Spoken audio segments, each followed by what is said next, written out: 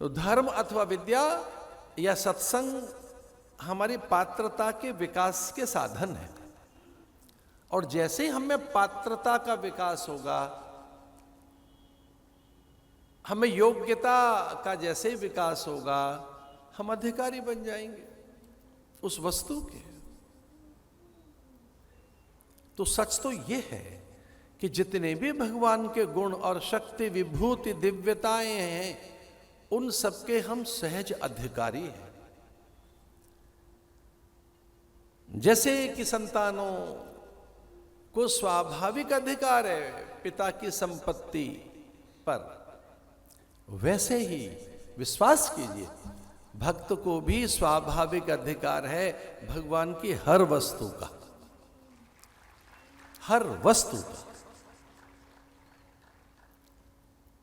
उतना एक संबंध में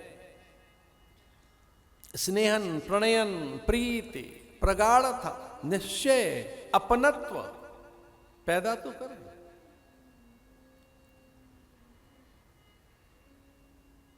उसे कोई संकोच नहीं है, मेरे तो गिरधर गोपाल, दूसरो न कोई,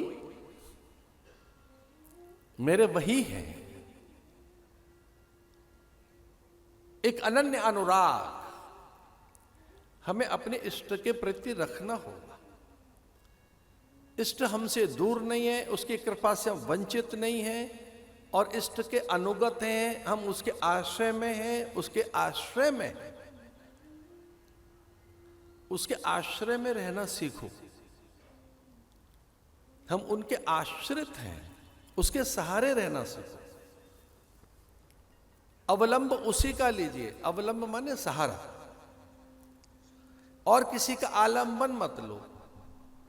और जब हम ऐसे इस विश्वास में रहते हैं, जब हमारा भगवत आलंबन सिद्ध हो जाता है कि हम भगवान के आश्रित हैं, बल्कि भक्त तो यहां तक कहता है चरणाश्रित हूं मैं तो, आश्रय में भी मैं तो चरणों के आश्रित हूं, उनकी कृपा के आश्रित हूं। तो अगर हम उनके आश्रित रहना सीख लें, ये विश्वास हो जाए कि भगवान मुझसे दूर नहीं है, मेरा इष्ट और उसके अनुग्रह से मैं वंचित नहीं हूं,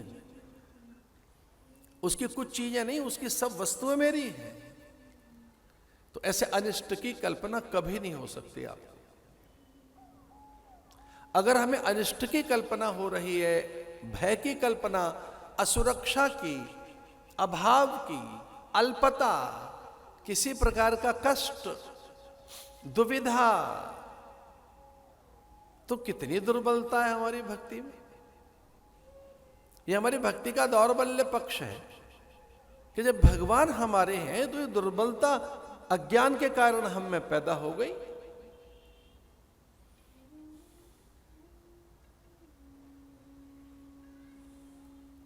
इसे मेरा कभी कोई अनिष्ट नहीं कर सकता।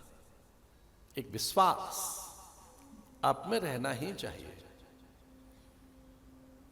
कि किसी भी काल में मेरा अनिष्ट होगा ही नहीं। ऐसी पात्रता का विकास करो, और जब ऐसा विचार करोगे तो भगवान का विधान अच्छा लगने लगेगा। उनके विधान में न्यूनता नहीं दिखेगी, त्रुटि नहीं दिखेगी। उनके विधान में आपको मांगल्य, मोद, कल्याण और अपना उत्थान ही दिखाई देगा।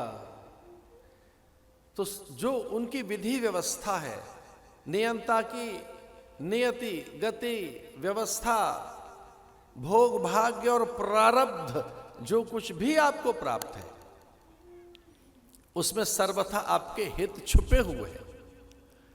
इसलिए एक दिन अपने मन को कह दो कि भगवान का विधान सर्वथा कल्याणकारी है, निर्दोष है, और उसमें मेरे सर्वथा हित छुपे हुए हैं। भाई मेरा अहित नहीं होना है।